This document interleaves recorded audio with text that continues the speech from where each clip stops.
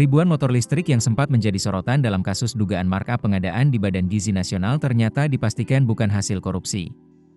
BGN menegaskan kendaraan tersebut dibeli menggunakan uang negara.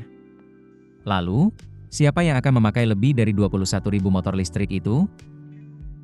Badan Gizi Nasional atau BGN menegaskan bahwa ribuan motor listrik yang dibeli untuk operasional Satuan Pelayanan Pemenuhan Gizi atau SPPG bukan merupakan hasil tindak pidana korupsi. Penegasan itu disampaikan Wakil Kepala sekaligus juru bicara BGN, Agustina Arumsari, dalam konferensi pers di Jakarta.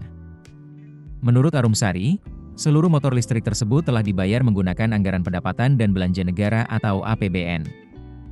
Karena itu, ia meluruskan informasi yang menyebut motor-motor tersebut merupakan hasil korupsi. Ia menjelaskan, yang saat ini menjadi objek proses hukum adalah dugaan markup dalam pengadaan, bukan keberadaan motor listrik itu sendiri. Apabila nantinya penyidik membuktikan adanya kelebihan harga atau markup, maka selisih dana tersebut akan dikembalikan ke kas negara melalui mekanisme yang berlaku. Dana yang berhasil dipulihkan nantinya dapat digunakan kembali untuk kebutuhan pengadaan lain di lingkungan Badan Gizi Nasional. Sementara itu, BGN juga tengah mencari solusi agar ribuan motor listrik yang sudah dibeli dapat dimanfaatkan secara optimal. Arumsari mengungkapkan, sejumlah kementerian telah menyampaikan minat untuk menggunakan kendaraan operasional tersebut.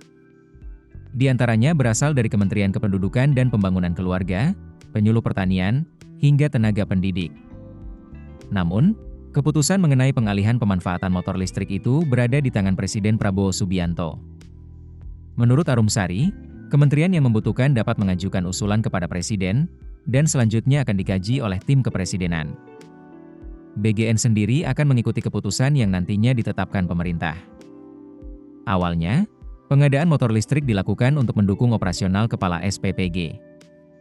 Namun setelah dievaluasi, BGN menilai jabatan kepala SPPG lebih banyak menjalankan fungsi pengawasan sehingga tidak terlalu membutuhkan kendaraan operasional tersebut. Karena itu, pemanfaatannya kini sedang dikaji ulang agar lebih tepat sasaran. BGN juga akan mempertimbangkan kesiapan infrastruktur kendaraan listrik, termasuk ketersediaan stasiun pengisian kendaraan listrik umum atau SPLU di daerah tujuan.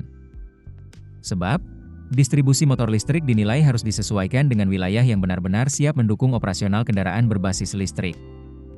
Di sisi lain, kasus pengadaan motor listrik ini masih terus diproses Kejaksaan Agung. Berdasarkan data penyidik, pengadaan mencapai 21.801 unit motor listrik dengan nilai sekitar 1 triliun rupiah. Kejaksaan Agung menduga terjadi penyusunan pengadaan yang tidak sesuai kebutuhan serta adanya markup harga dalam proses penganggaran. Meski demikian, BGN menegaskan bahwa aset yang telah dibeli menggunakan uang negara tetap merupakan aset negara dan akan diupayakan agar memberikan manfaat bagi pelayanan publik. Keputusan bisnis terbaik datang dari data, bukan tebakan. Mudah berlangganan Business Insight dengan subscribe with Google.